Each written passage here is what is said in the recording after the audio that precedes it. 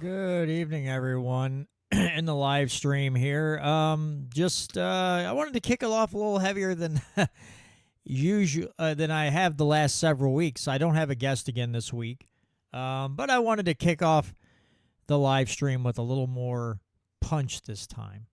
So anyway, with that being said, I've got a few things I want to cover this evening. I want to play audio from Senator Mike Moon on the floor of the Senate the other day, kind of giving some of his colleagues a little piece of his mind about, supposedly they're supposed to be there upholding their oaths and they're not doing it, and giving prime examples. And Tom Martz sent me the video, and I was like, I was like, that man can roast his colleagues in the most polite way possible. I don't think I could be quite that nice. All right, with that being said, let me get the recording started, and we'll get right into the show. In the restaurant of life, we're putting freedom back on the menu. It's the Missouri Liberty Report with John Williams, working with grassroots organizations and legislatures to make Missouri the freest state in the nation. Let freedom ring. All right, folks, and we're back with another edition of the Missouri Liberty Report. Thanks to those of you who watch the live stream, listen by radio, podcast, or if you watch on YouTube and Rumble. I appreciate all of you very, very much. And don't forget, folks, once again, don't forget to go to youarethepower.net/respect and sign the pledge to be a better human being to those around you. But sign the pledge of respect at that site. Again, that's youarethepower.net/respect. If you've heard Jason Lyon or Jonathan and Jennifer Williams on this show, you know exactly. I had to pause for a sneeze. I apologize. But you've heard about the good things they're doing, the good information they spread. Doesn't cost you a dime. But again, youarethepower.net/respect. Sign the pledge. I'm going to sneeze again. Good Lord. I was fine until literally right now. I haven't needed to sneeze at all until right now. What an annoyance. All right.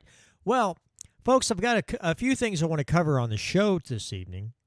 And Tom Martz sent me a link to a video of Mike Moon on the Senate floor. Yes, Almeria. Welcome to allergy season is right. But he's talking about a specific bill, and then he goes into, hey, we're supposed to be upholding our oaths, and a lot of us are not. And again, I told Tom, I said, Mike Moon roasting some of his colleagues, but in a polite way. He doesn't, not super angry. I mean, he does raise his volume a little bit. He does raise his voice a little. But it's nothing crazy, right? It's nothing nutty. It's just he's saying, hey, let's stop being stupid here, right? In a nice way, mind you. He's saying it in a very nice way. But then we're also going to look at a couple other articles here. St. Louis City is bringing back red light cameras, even though the Missouri Supreme Court struck those down. And then Kansas City has new building codes, and all of a sudden, the amount of permits to build single-family residential homes is dropping pretty drastically. So all of that in this show. Let's kick it off with our beloved Senator Mike Moon. And I mean, I don't know how anybody who likes, let me say it this way. I don't know of anybody who loves liberty and freedom and thinks that these people should play by the rules clearly set forth for them, can dislike Mike Moon. I don't know how anybody can find it in their heart to dislike Mike Moon. That's like the most, basically he is the most principled person in that building, right? Mike Moon is the most principled out of all the reps and all the senators, Mike Moon is the most principled man in that building. And we need a majority of Mike Moons in that Capitol to where we can start to feel a little at ease and say, well, maybe we don't have to worry about some schmuck trampling all over my natural rights or figuring out a way to balloon the budget or a myriad of other things. If we just had majority Mike Moons, then, oh my goodness, things would be so much different in Jefferson City. But as in most states, almost, I think you can probably pretty much say every state in this country, there are the Mike Moons of this world in the halls of government are a very, very slim minority. They're just a sliver of them, just a slight sliver of these types of people who say, hey, I took an oath. The first day I stepped on the floor of this in this building, I took an oath, and every term after that, I swear an oath to defend and uphold the Constitution, not only of Missouri, but the United States as well. And because I swore an oath, I'm going to take that oath seriously, and I'm going to do my darndest to be the most constitutional person in this building. And Mike Moon does it hands down. Mike Moon, if we had a lot more Mike Moons in Jefferson City or any other state or the federal government, we could have nice things. But it's the rest, it's for the majority, it's the rest of them, or a lot of them. The majority of them are why we can't have nice things, right? They're the reason we can't have nice things. The way they spend money, the way literally tripping all over themselves. Well, I guess not literally, but I bet you dollars to donuts if someone came in and dropped $1 billion and said the budget's going up by this much, but you got to spend it now. Those people would probably stab each other with staple guns or with staplers or pencils or ink pens and just fall all over each other to get to that money. There'd be a whole lot of them that would do that. And there would be a few that would be like, $1 billion more dollars? $1 billion more dollars? You know, what are we doing here? But unfortunately, almost all the rest of them, but I think a select few would say, oh, wow, $1 billion? Oh, my goodness. What can I do in my district to make me look awesome? That's what's going to happen. Yeah, Gary, Voodoo Queen says, I wish he could be cloned in Jefferson City. Yes, I do too. And Gary Wright says, Senator Mike Moon is Mr. Constitution. He is. Tom March says he's, that's his top student. As far as, Mike has attended some of Tom's Constitution classes, taking notes, takes it very seriously, right? So Mike Moon's the dude, right? So let me pull up the audio on this video, and then, actually, I'm going to pull the video up for those of you in the live stream, and then we'll listen to the very intelligent and principled constitutional Senator Mike Moon. This is laughable, Mr. President. We talk about integrity. We talk about trust. We haven't really talked about consistency necessarily. However, I find it lacking in all the above.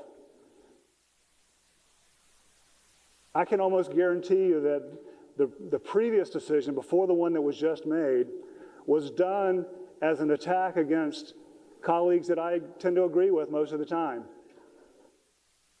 That's not only disheartening, but it is, I don't even have a word for it. To say that we are the upper chamber, that we're the deliberative body, making it seem like we know better than everybody else, I couldn't disagree more. If we look at the original bill, which I just looked at it today, has to do with municipal franchise fees for video service providers. That's pretty clear.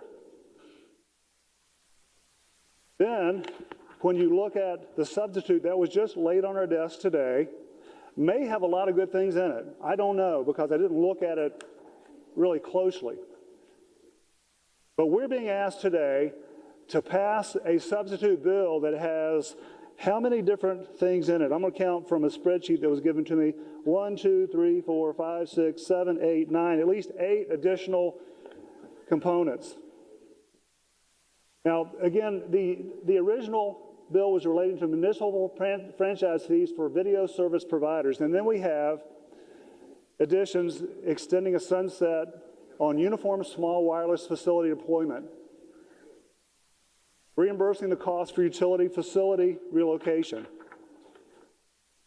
assessment of solar energy property, assessment of stationary property, broadband grant deduction, sales tax exemption for utilities, tax exemptions for broadband communication service equipment, sewer services. Wait a minute, are you trying to tell me that the municipal franchise fees for video service providers has to do with sewer providers, sewer services? Now, if somebody in their right mind, if they're thinking that all this cobbled together in this way does not violate the single subject rule, how in the world did you get to the Senate? And that's not a rhetorical question. I'm seriously asking, if you can't understand what the municipal franchise fees for video service providers are, and then sewer services, and they're not the same, then why are you here? But yet, the President Pro Tem just ruled against a point of order, stating pretty clearly, I think, that we violated our oath in the Constitution to stick with a single subject bill. The bill, again, I'm going to reiterate, it was relating to municipal franchise fees for video service providers. And then we add all this sludge. Yeah, sludge, because we've got sewer services in there. Sewers capture sludge. Wow. I'm just telling you. These are days that really make my mind start to wonder, why in the heck are we here doing what we're doing? Now, I don't discount that these are probably important things. But why did we stop early on many days? At least a half a dozen times this year, we stopped early. Now, maybe they were for good reason. Maybe not. And we don't entertain these bills independently of each other so that we can say, yeah, we know what this bill is about. If there's something hidden, we could probably flesh it out a little more easily than what we've got here in about 40 pages. Now, that's pretty short, really, when you consider some of the bills that we passed in the hundreds.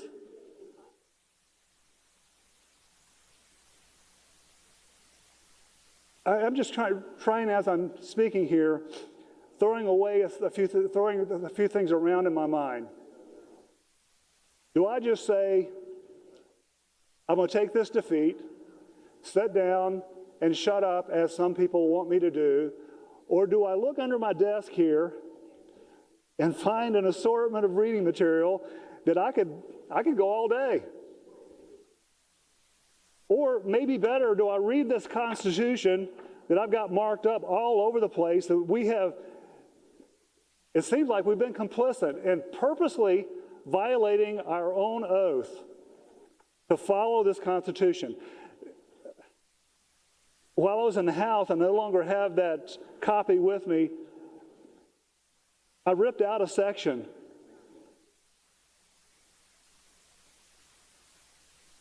because we didn't follow it. So why don't we amend this Constitution? Why don't we amend our rules to say anything goes? We can put anything in bills. It doesn't matter if it's related. It doesn't matter if it violates any rules. It doesn't matter if the people can do it themselves. Why don't we do that? I'm hesitant to file a resolution like that because it might be done. And then we'll be just like the United States House of Representatives, which has no such rules. Yeah, they've suggested that happen, introduced those rules, but I don't think they'll ever pass it because they don't want to be constrained. If we're not constrained, if we don't set up guardrails, which we have, if we don't use these guardrails that are established, and anything goes, woe be to liberty. Woe be to freedom. I would suggest that if somebody's listening out here and they are concerned in the least that we support our oath and follow the Constitution and adhere to the rules that we have agreed to,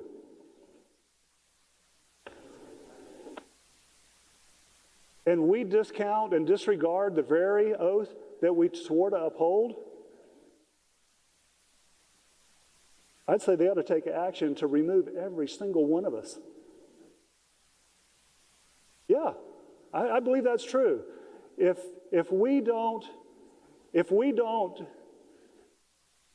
use good sense, I mean, I took a sample like this to a high school class a few years ago. And I didn't tell them anything about the Constitution. I didn't tell them anything about the rules that we're supposed to be living under.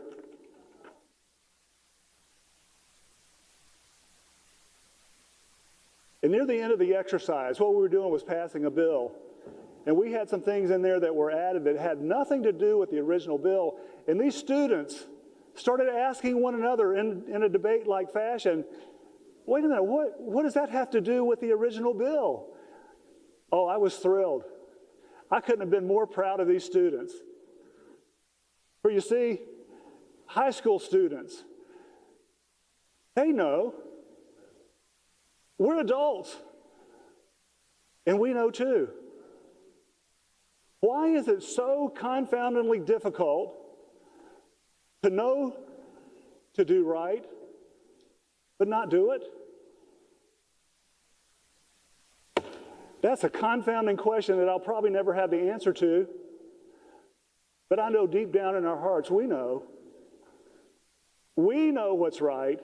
And then we have the audacity to go back to our districts during the weekends, during the interim, and we totally fabricate what we did. Might take a little piece out of a bill. Yeah, we did something good. But look at the overall effect. This is tantamount to taking the liberties away from our people. We're not kings. We're not queens. We have no right whatsoever to violate our oath. And I've had conversations with people behind closed doors who say, yeah, you're right. You're right, Senator. But I've got to get a bill passed. Well, confound it. Let's push for single subject bills. That's all we have to do. Bring a bill singly, like 2057.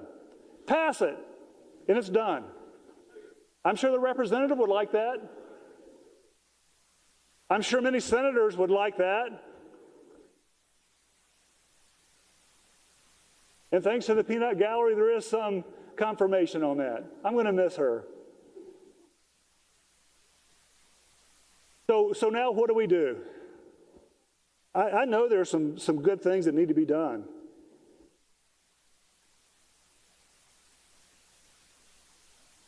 But I'm conflicted here, Mr. President. I'm thinking to myself, why continue with this menagerie that we have put together to fool the people who voted for us, who elected us to represent them, and then we come here and totally disregard our promises? I think it was Rod Jetton. He's now back in the House, helping the Speaker. He said something to me and a group of us probably, 8, 9, maybe 10 years ago. Others have said the same thing. He said, pull out your push cards that you used when you first ran for office. Look at the promises you made.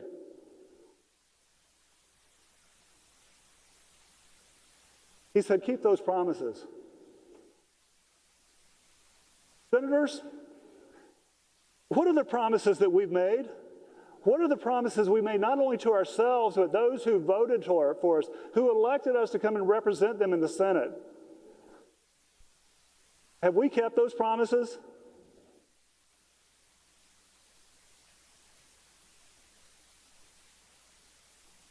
I think we all know the answer. When we look at bills such as the one that's before us and see the difference, the complexities that have been added to it, and I'm not saying the first bill was not complex, because it looks like there are some things in there that need to be considered. But as I look at it, the changes were not that many. It was a few changes to current statute. And I'm beyond belief thinking that we think it's okay. I don't think it's okay. Whether you're in the lobby group, or whether you're here in the chamber, or whether you're back home someplace, if you look at what we're doing, you ought to be ashamed at what we're doing, because we're not upholding our oath to anybody except maybe a special interest, and that should not happen. Now, I'm telling you, there are some good special interests out there, but there are others who probably need to take some lessons. And if your paycheck depends upon you getting a bill passed, this is not the way to do it. This is not the way to do this. And I'm not going to stand for it. And I'm not going to sit for it either. Now, there may be something coming around to help make this better. I hope it is. I haven't seen it yet. But we've got to strip everything out except the original bill. I'd be for that. Will we? I don't know. Will we get back to the original purpose? The original purpose is relating to municipal franchise fees for video service providers.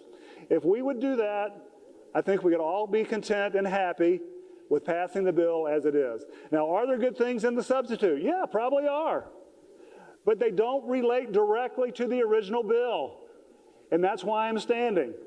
And then, the point of order was not well taken.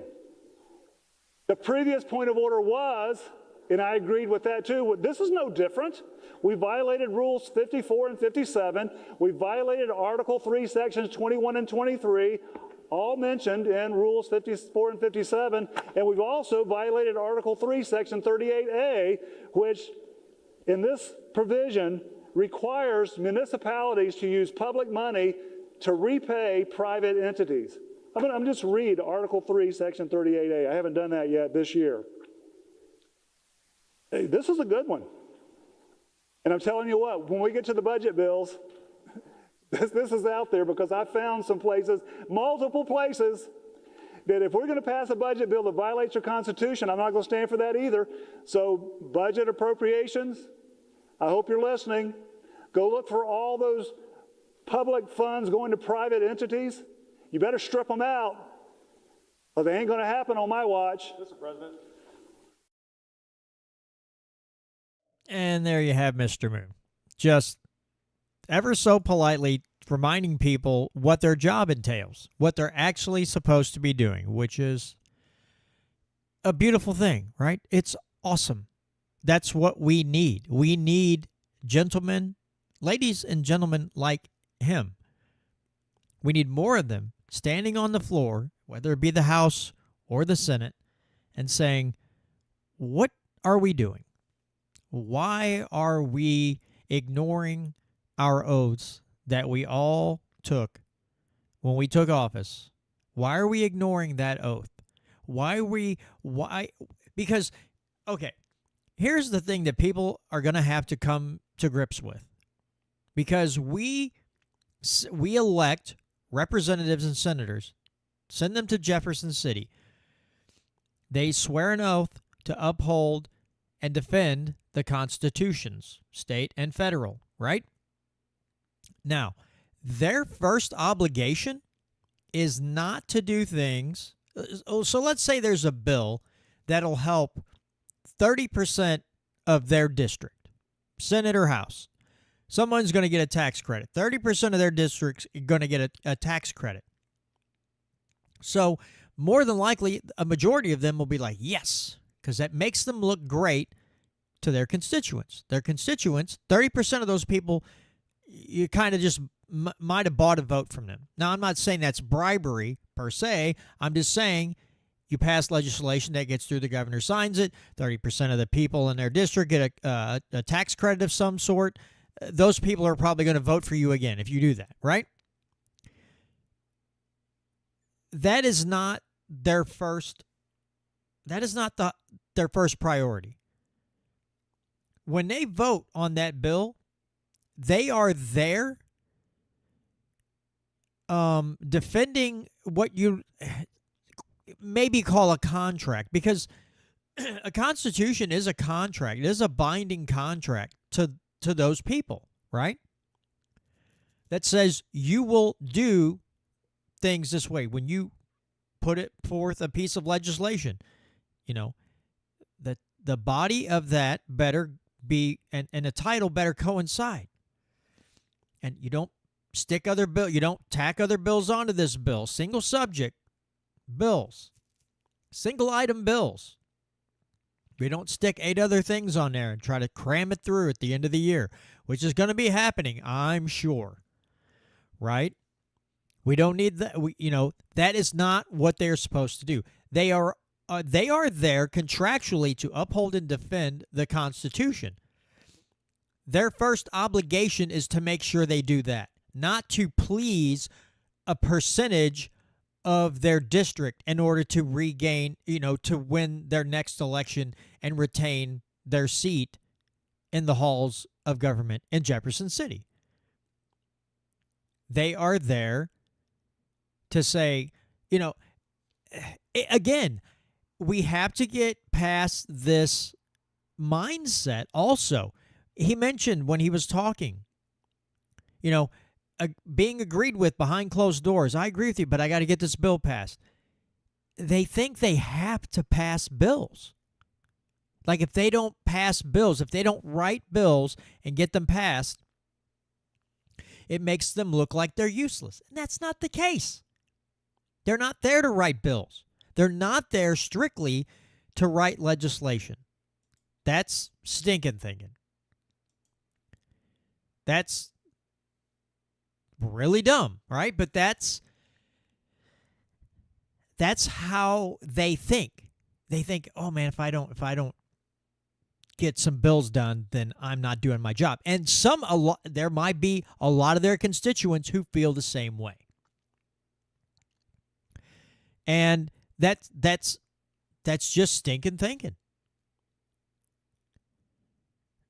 Their first obligation is to make sure, if they're writing legislation or if they're voting on legislation, that bill adheres to the Constitution. Yeah, Almeria says, I want my representative to say heck no to everything. Yeah. And the thing is, too, folks, is that, if government gets gridlocked in Jeff City or in Washington, D.C., yay. That's a blessing to the people. That means wannabe tyrants don't have the opportunity to strip more rights away from you, to act unconstitutionally. They don't have that opportunity. They don't have the ability because they're just stuck in this quagmire. They're in gridlock. Government gridlock is a good thing. There are too many people across this nation that when they hear there's going to be a government shutdown, they freak out. You should be, if you hear that the government's going to shut down, even if it's for 6 months, you should be ecstatic.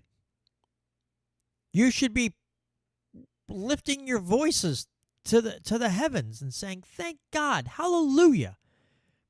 All these tyrannical, sometimes psychopathic people are not going to be able to add to their power, to add to their money. I'm going to retain my liberty, hasn't been stripped away yet, for 6 more months. That's how you should look at that. You should look at that as a positive thing, whether it's in the state halls or the halls of government in Washington, D.C. If government is not getting anything done, that is a net positive for the people, for everybody. Instead of them trying to write legislation. Hello, my daughter Cheyenne's in the live chat. Nice. But you know, I just, we have to get to a point where we want to elect people who know how they're supposed to act. You know, all the beer commercials say drink responsibly. Well, then our representatives in Jeff City should all have to wear a little thing on their coat jacket that says govern responsibly or govern constitutionally. But stop thinking that your representative is going there to try to get you a tax credit and then leave out a bunch of other people. That's unconstitutional, because anything like that has to cover everyone, not just a select certain, like agriculture or technology, entertainment, whatever. How, they're there to make sure that everyone is represented equally across the board. No favoritism to a certain class or, race, sex, color, creed, whatever. No one gets a leg up on anyone else. As a representative or a senator, that should be just common sense. If you know the Constitution, because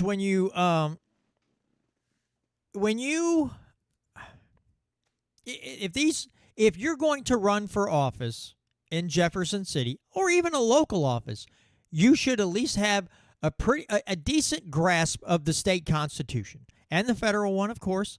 But the state constitution, you should have a grasp of that.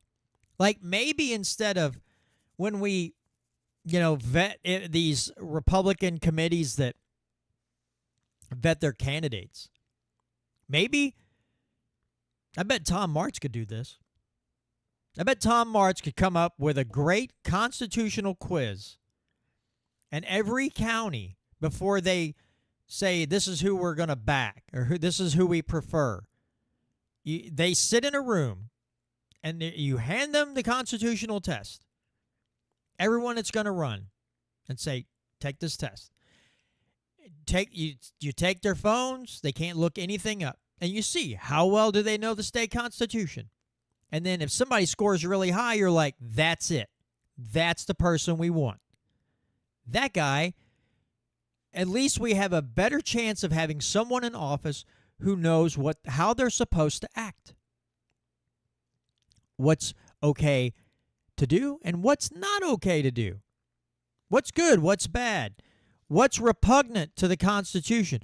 What if I vote a certain way, am I taking away someone's natural right of something? Freedom of speech, speech, the ability to arm yourselves, the ability to require government to get a warrant to come search your home. All these things, all these natural rights that you have.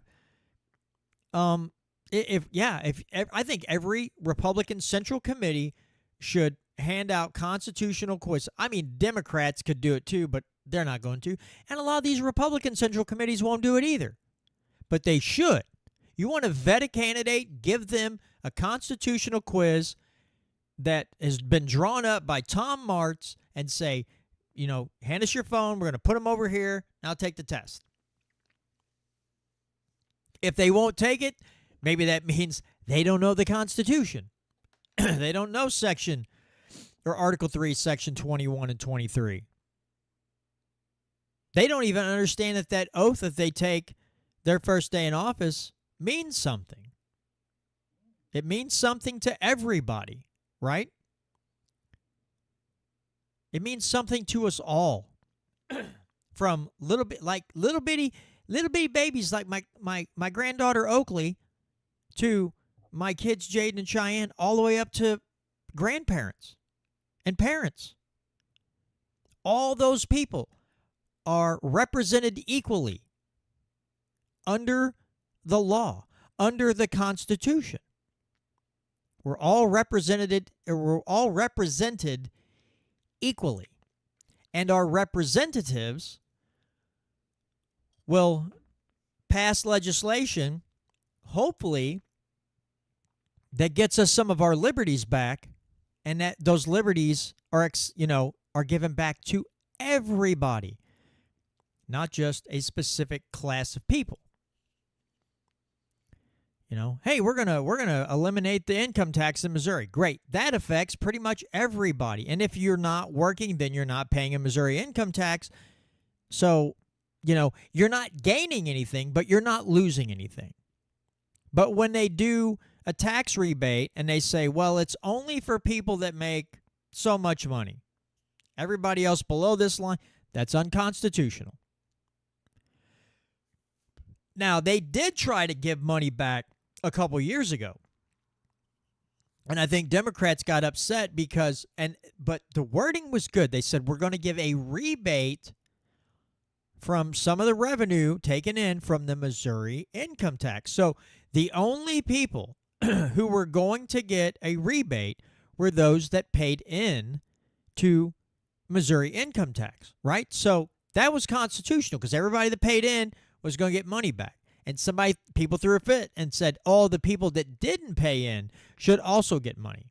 And then it gridlocked, and it brought it to a grinding halt. And that's because people think that those certain people thought that government should just be doling out money, which is why we're here in the first place, right? This is why we're here where we're at now with inflation and everything else, not because of greedy corporations, but because government shut down and locked down the whole country and then said, oh, yeah, we're going to print $8 trillion and hand it out. It goes to all the richest people first, and then by the time it trickles down to us and we're spending that money, then here's inflation. And the money that they printed and handed out to you has already been devalued by the time it got to you and you could really spend it, or maybe you held on to it for a while, then you went to spend it. But by the time it really gets to the people, the money's already devalued. Unconstitutional, immoral, illogical.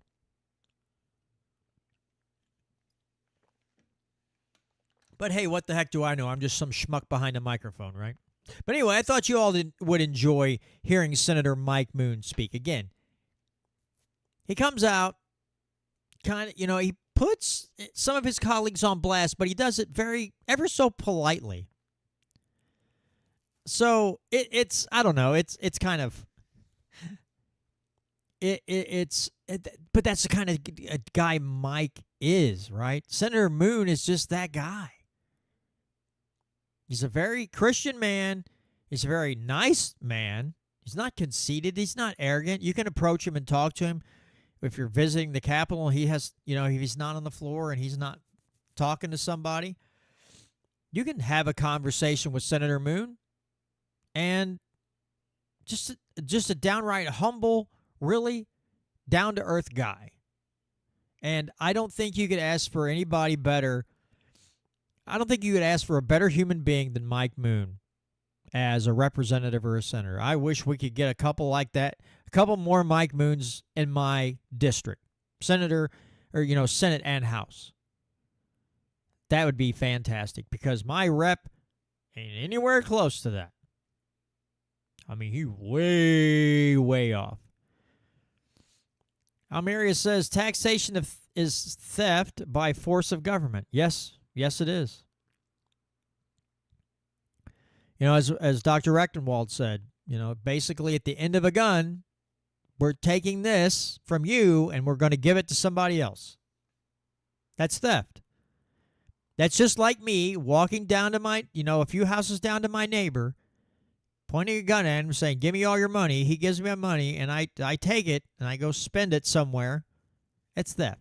If they take money from you to give to someone else, some select class that they've decided is the victim of the month and they need more government money, it's not government money. They took it from you and they gave it to them. That's theft. All right, well, moving on here.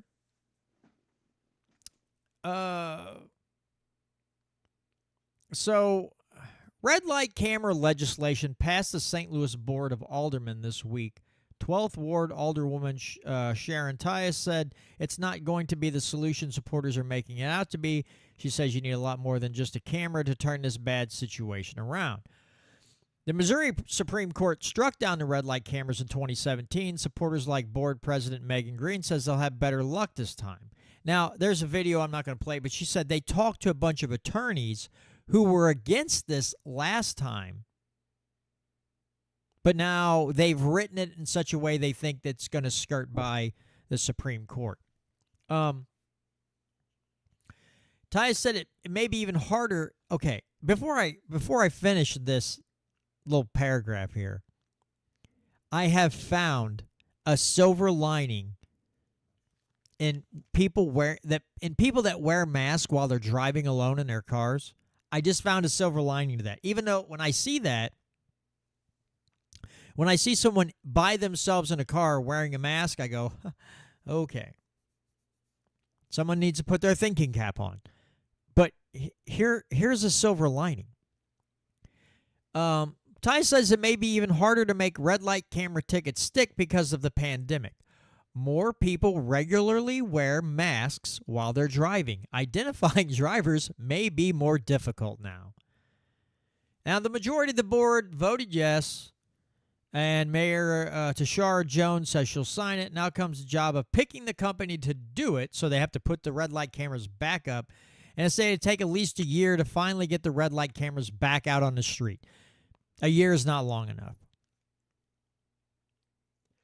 Now, again, that's the first time I've ever thought of someone just driving around by themselves wearing a mask, and if they run a red light, the camera goes off, and they can't recognize the person driving the car because of the mask. Now, there's been a lot of issues. In the video, one of the aldermen says, people, it's like it started in the pandemic, supposedly, that people just started running red lights. I can't, or it got way worse during the pandemic, which seems odd to me. That's what they said. But they're talking about, getting these cameras up because they've had some bad accidents. I think a year or two ago there was a girl visiting some kind of sports thing or something, visiting from another state. She was crossing an intersection. Someone ran a red light, hit her, and she ended up dying, I believe. And that got a lot of bad publicity for St. Louis, so now we're coming back with red light cameras. How about when you have people who break the law and do things that are punishable by going to jail, that you actually put them in jail? St. Louis, the city of St. Louis, has caused themselves a whole lot of problems. The former prosecutor, Gary says the guy that hit her was a felon. The former prosecutor, she doesn't want to put people in jail. Unless you're a certain skin color, then she'd be more than happy to put you in jail. But she was giving everybody a pass. This is what you get from that. When you have a prosecutor who doesn't want to prosecute criminals, especially felons, and would rather just let them back out,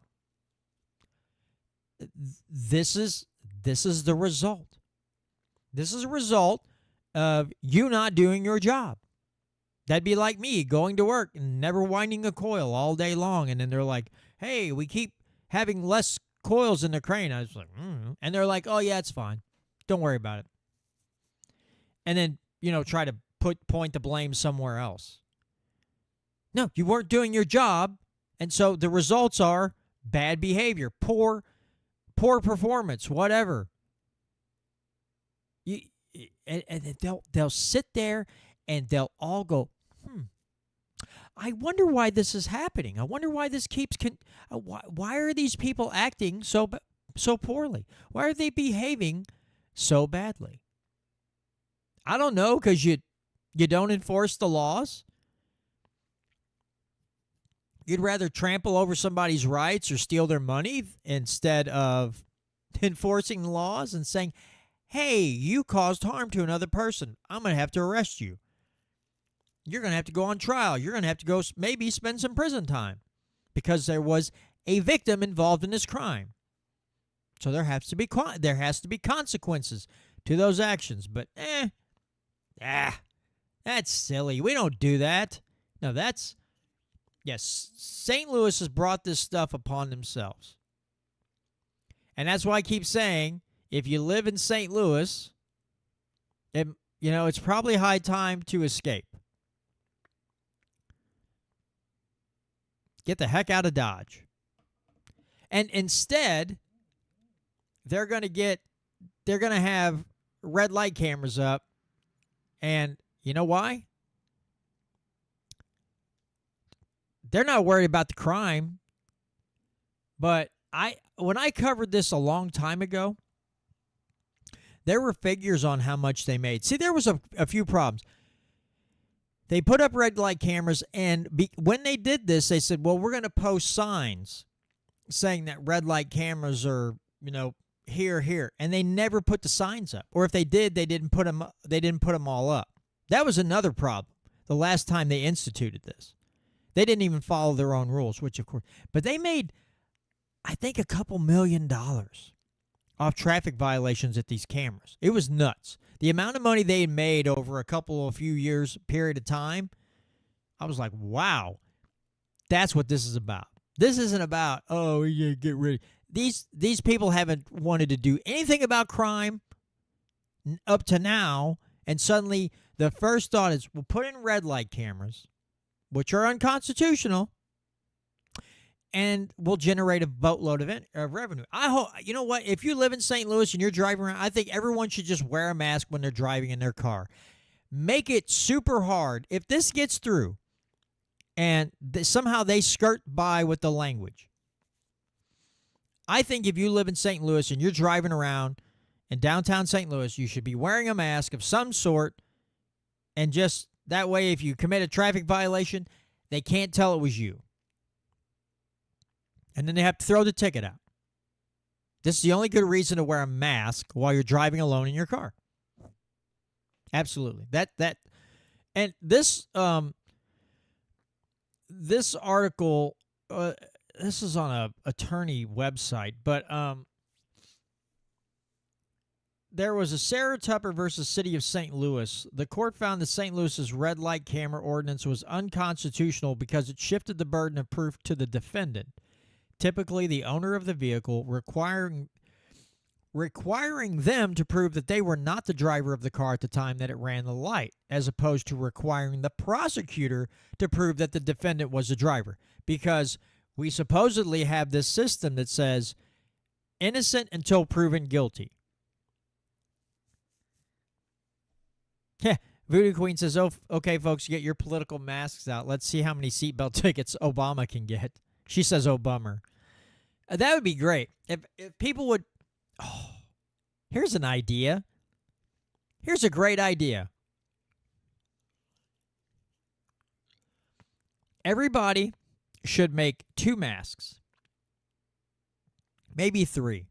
I mean, heck, if you live in an area and your representative or senator just doesn't give 2 craps about the Constitution, maybe we should do this.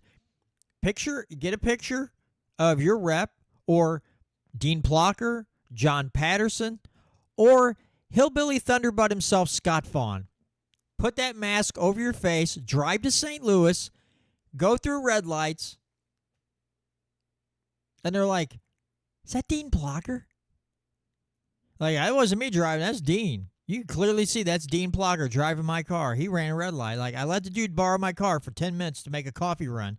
The dude just blows through red lights. He's driving like a crackhead. Bam. And Talk about bullying your state parasite. Man, that's a way to bully your state parasite. Tom Hart says facial recognition ID is the dominant reason why self-checkouts have become so popular. But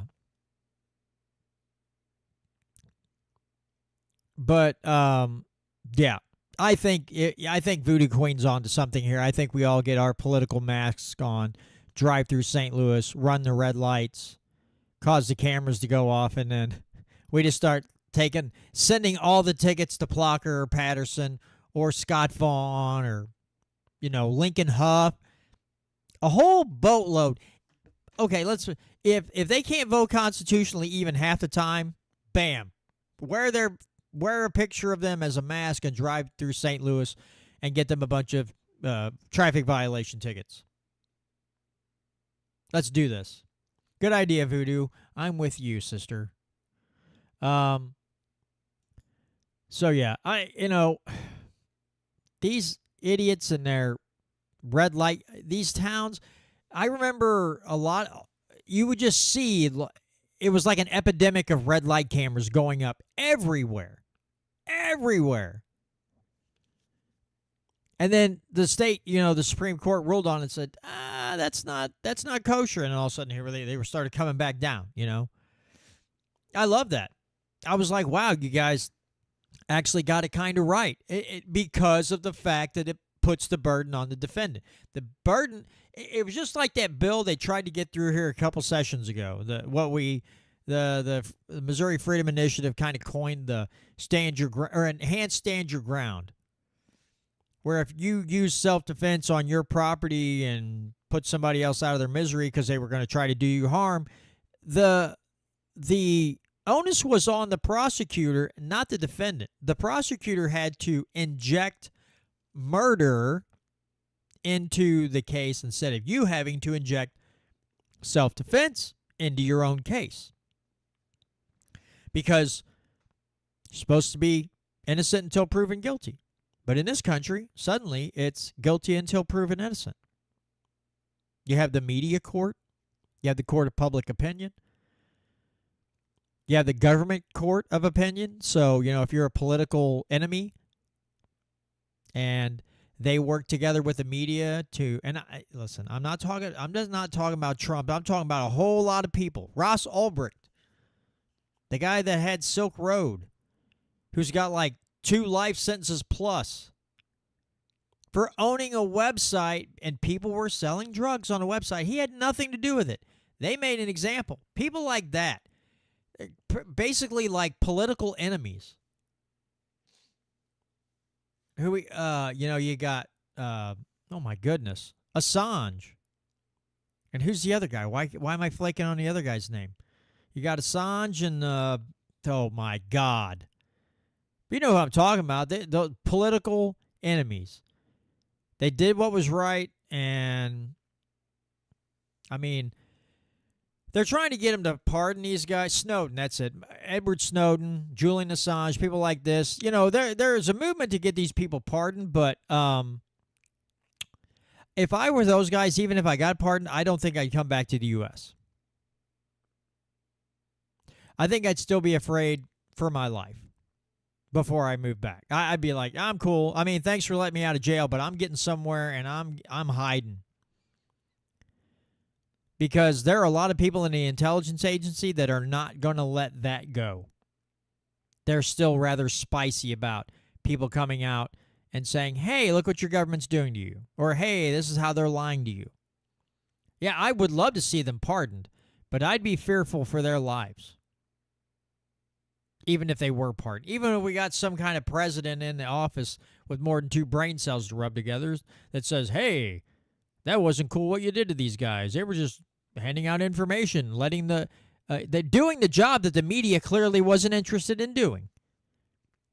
So they did their job for them. You should give them a job and then leave them alone. But yeah, I wouldn't want to be those guys. I wouldn't want to be those people. Snowden or Assange or any of those. Nope. Wouldn't want to be them. That would, because you have I mean, think about it. You have the whole military-industrial complex, the whole like anybody in security, national security agencies, Department of Justice, or maybe it should be called Department of Injustice. Whew, man, they made a lot of enemies. And my butt would be puckered the whole time. They're like, hey, you're free to go. We dropped the charges. Like, every time you turn a corner, go somewhere, you're looking over your shoulder the rest of your life. Because there'd be some kind of accident. Some people don't like, when you say that, some people are like, really? Like, listen, I have a severe distrust of my state and federal parasites, okay? I have a severe distrust of these people. And so I've seen what they've done to other groups, and I sure as heck, wouldn't want to be... Ugh. Anyway, all right, folks, for those of you in the KEYK audience, thanks so much for joining me this week. I do have something. So next week, I will not... Anybody that jumps in the live stream, I will not be recording on Friday night. I'll probably be doing it Saturday late morning around 11. I have prior obligations next Friday, so I will not be able to do a show next Friday night. So it's either going to be Thursday night or Saturday, and I'm probably just going to pop up. Bryant Wolfen may be my guest. The 24th, I got Robert Brown to come back on and join me. We're going to talk about all things militias. And if you've never heard Robert Brown on this show or anywhere else, I would suggest you find him on Rumble or YouTube. Especially he has a series called The Constitution is the Solution. But this is like the fourth time Robert's been on, and I cannot wait. So thanks to all of you out there at the Lake of the Ozarks. We'll see you next week. All right, moving on like we're a herd of cattle. Because sometimes we kind of are being herded like cattle by our government sometimes, aren't we? All right, this is hilarious. The headline, this is from the Channel 9 News out of Kansas City. Kansas City, Missouri permit change impacts new builds in city limits. Duh. Let's see, where's the... A home builder says Kansas City, Missouri's energy code is preventing construction of single-family houses. Last September, the city installed the 2021 International Energy Conservation Code. That was dumb. It does play a factor in deciding where we go, said Dennis Shriver of Liberty Hearthside Homes. Shriver just recently completed a house on Liberty's Homestead Hills subdivision. To make it energy efficient, it has insulation throughout the unfinished basement. The home also has an energy-efficient water heater and HVAC system. Shriver says it wouldn't be much more challenging, or it would have been much more challenging and expensive to build the same home in Kansas City due to a tangled web of red tape in the permitting process. You've got to take into account the additional cost that it takes to build in Kansas City versus other cities. It just adds to an already difficult climate to building new housing, said Kansas City Councilman Wes Rogers. On Thursday, Rogers introduced a measure to streamline Kansas City's permitting process. According to Rogers, in the first quarter of 2024, the city only issued 9 permits to build single-family homes. He says 85 permits are typically issued each month. The HBA of Greater Kansas City released numbers showing in the year from February 2023 to 24, single-family homes construction permits metro-wide increased 179%, while the same kind of permits decreased in Kansas City by 74% in the same time frame. It says what we need to do is adapt and adjust and grow, and that's what we plan to do, Rogers said. The current code, as it's in place, does not have a meaningful payback to the consumer, Shriver said. Well, how about this? How about you stop over-regulating or just regulating in general and adding in all these stupid codes? Again, they implement these things and then they sit there and they go, I just don't understand why why home building's down. This environmental snow job that's been, blown into our faces, and these people, they institute these policies by the intent, which it's horrible intent to begin with. These people think they can save the planet by your HVAC and water heater and your unfinished basement being insulated. If we keep doing this, it's just going to save the planet.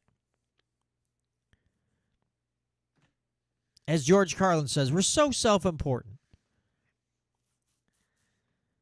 Save the bees, save the trees, save the whales, save those snails. Classic Carlin. A bunch of self-important twits in Kansas City are they want to look like who knows what else these codes are tied. This whole building code thing is a web of deceit. And I haven't even dug into. I don't think I have the patience or the mental ability to go through these building codes. And these cities and these metropolitan areas, they've updated the building codes, and they add, and they keep adding and adding and adding. Well, you get things like this environment. What is it? Being more energy efficient. Yeah, when government mandates energy efficient appliances, guess what happens? The price goes up. Automatically, when government institutes this, because anybody buying one has to buy one. So there's going to be a shortage. It's going to increase the prices.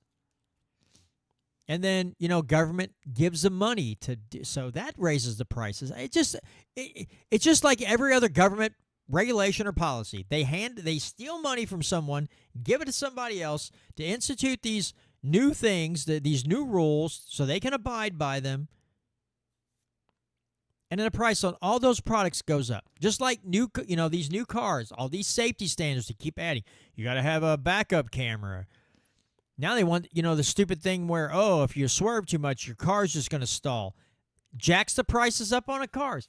Institute, wanting more electric cars, and then they subsidize, $6,000. Suddenly the cost of the car goes up $6,000. And instead of saying, hey, maybe we're the problem. Nope, we got to streamline the process. Well, what the heck is streamlining the process? Remove the process. Remove the regulation. But the state's a parasite.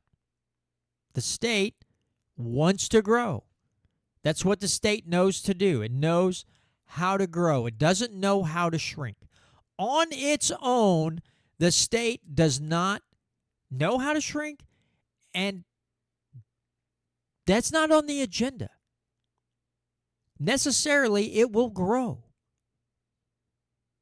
The only people who can make the parasite start starving is us. And so, yes, I hope people just keep going outside the Kansas City area and build their houses. And then suddenly Kansas City's losing tax revenue. Now, that doesn't mean they won't just go, well, we'll just increase this tax over here. We'll institute some other policy to regain money. But if they were thinking to be like, we should just back off on this. Maybe we should just reverse these regulations so people start building homes again. But they may subsidize it or give out some taxpayer money. The first thought is they should reverse that policy, right? They should just negate it and say, that was dumb. Sorry, we had a crackhead moment. Please forgive us. They're not going to do that because the state wants to grow. And if we're not willing to remove the parasite will continue to feed, the parasite will continue to grow, sucking the will to live out of every single one of us with its bloat and rot and stench. That's just the way it is. You have to be willing to remove the parasite. By the way, I want to mention something. So, a friend of my, our family wanted me to do some pictures for them, and they're like, "Oh, what do we charge?" Well, she makes T-shirts, so what? She made me a T-shirt and a hoodie, and it looks good. I haven't got it in my hands yet. I may just buy the T-shirt from her so I can have it, and then the hoodie can be the payment for the pictures whenever they do them. But if I really like the way the T-shirt turns out, I'm going to have some made, and I'm going to change. So mine right now, the one she made up for me, it's my logo on the front, and on the back it says, "Government is the problem, not the solution." If I have her make more, I'm going to change it. And on the back, it's just going to say, "The state is a parasite." That's all it's going to say. And maybe put a little tapeworm below it. Just so you give everybody like a visual, addition to the words. But if I get some made, I will sell them. I just wanted to kind of give. I've been talking about this for a long time, and now I've got one made. Again, I don't have it in my hands yet. I may just hand her the money and say, "Just let me buy the shirt, look at it. If I really like it, then we'll change the stuff on the back, and then we'll have her make so many more, and those will be available for sale." So yeah, just looking at that. But anyway, I just thinking of the whole parasite thing made me thought, yeah, I once I get those T-shirts made, that'll be fantastic. So yeah, we have to be willing to get rid of this parasite. We have to be willing to. Let's just be blunt. We have to be willing to say, if you're voting constitutionally 50% of the time, and I can find somebody that'll do it 80% of the time, that's who I'm backing. We need to start saying, if we have a bunch of spineless representatives who won't stand up, okay, let me say this differently.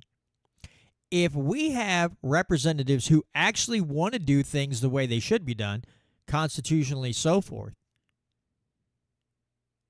and they don't want to work together to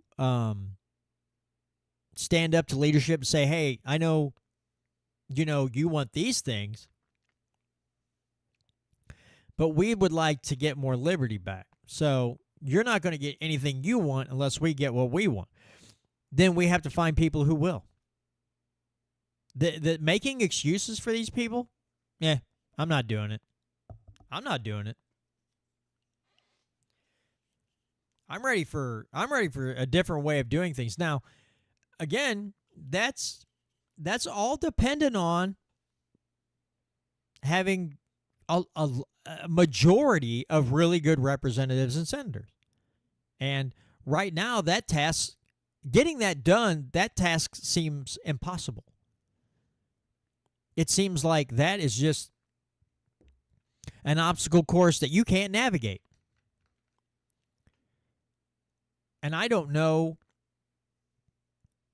what else to do. I don't know how to get people to understand that sending people into a building because they have a certain letter behind their name has not gotten us anywhere. And it's going to continue to not, well, it will get us somewhere. It will get us in a bad way, but it's not going to get us anywhere good. Right? It's just we're getting somewhere, but we're not getting anywhere positive. We're not getting anywhere good. Now, I am off next Friday. I know that's the last day of session. I plan on going to the Capitol that day, and I'm just going to be there with a notebook and an ink pen. And I'm going to sit maybe in the gallery of the House and listen to them and just write notes. And then in one of the upcoming broadcasts, we'll talk about stuff. I'll try to have Tom Martz back on to discuss some of the bills. and Tom, I know you're in the, well, you were in the live stream. Next time I have Tom on, we're just going to take a bill. We're going to break it down. I'll have Tom break it down. And when we talk about Article 3, Section 21 and 23, single subject bill, single subject language, let's do examples so people understand what we're talking about. When I get on this show, or Tom's on his show, or Tom comes on this show, and he's talking about these things, you know exactly what we're talking about. Why? Mike Moon gave us a real good example. Let's talk more about it. If I do this and people see it and they still vote the way they do for people who don't uphold their oaths, then I get to hold, they should hold up a mirror. I can hold up a mirror and say, I don't understand what happened. To hold up a mirror. Look in it. You continue to vote for these schmucks who don't want to do their job correctly. They don't want to be constitutional. Look in the mirror. Did you vote for this boy? Yes. Look in the mirror. Have a come to Jesus meeting with yourselves. I am finally to the point, after talking to Tom and just watching all these things go down, I'm finally to the point where I'm just like, I am done with the majority of these people. I want better. I can only do so much. In my district, I can say, well, but here's the thing, folks. If I ever, I don't know if Tom would do it. If I ever decided to run for state rep in my district and I could choose my LA and Tom March would be willing to do it, Tom March would be my LA. Because if I can't understand it, Tom's going to be like, oh, here, I found it. Here's in the Constitution where you can't do that. Don't vote yes. Okay, great. And I vote no. Just vote no. Oh, no vote. I would want somebody like Mr. Martz in my corner, being my LA, helping me navigate this stuff, understand it better, and then be like, yep, this is a no-go. This is a vote no. That's how I would want to be that's how I'd want the situation to be if I ran for state rep. I would want a Tom Martz working in my office, guiding me through and being constitutional. Now, again, it's not going to be 100%. I get it, because no one's perfect. But we can sure shoot for 90% plus would be outstanding. But I don't know if I could make that work. Even if I ran, I'd be like, I already got this guy in mind to be my LA.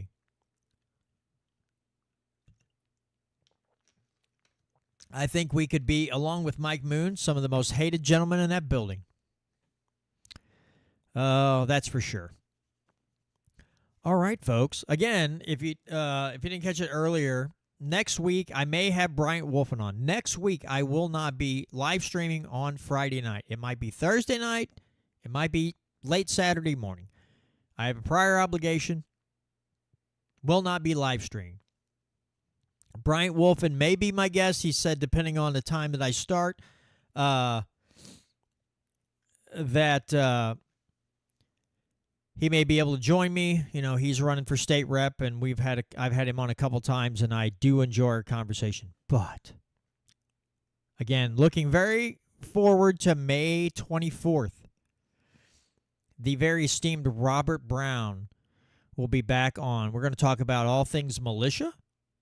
Or militias, and he told a story at the little constitutional seminar that I went to, and I warned him about two different brothers. One thought one way, and one thought the other way about joining the revolution. And so I want Robert to come on and relay that information and talk numbers on militias. If we went back to the way it was pre-revolution and revolutionary era. Males 16 to 65. And what kind of numbers we'd be talking about compared to the militaries and the military size in other countries. And I think you will be blown away with these facts. But anyway, with that being said, again, don't forget to go to youarethepower.net Report/respect. Sign the respect pledge. And where it says, who sent you there, basically, please put John Williams. Again, I don't get paid for that, how many people I draw. They're just trying to figure out who's driving traffic to the site. So, anyway, folks, thank you very much. Oh, also, not this Sunday, but the following Sunday, May 19th, I will be on with Sam Britton, an off-the-cuff radio. Our city marshal, unfortunately, will not be able to make that show, so Sam and I will just be tag teaming all kinds of information. And it's always a good time when I sit in the studio with Sam and talk about whatever the heck we want to talk about. Have this nice loosey-goosey conversation. It goes where it goes, and that's the best type of conversation. Unfiltered, well, it's filtered. It's radio-friendly. But you get what I'm saying. We're not like, we're sticking to these topics. It's just, it goes where it goes, and, yeah, awesome times. So anyway, for those of you that maybe that are listening to this on Missouri Liberty Radio, please make sure you check out KEYK. I would also invite you to either subscribe on YouTube or Rumble to the Missouri Liberty Report channel. Just subscribe. If you come on, you watch the live stream, you like it, make sure you give it a thumbs up. Make sure you give it a like. Help the algorithms find people, podcasts like this that are pro-liberty, pro-freedom, and anti-parasite. All right?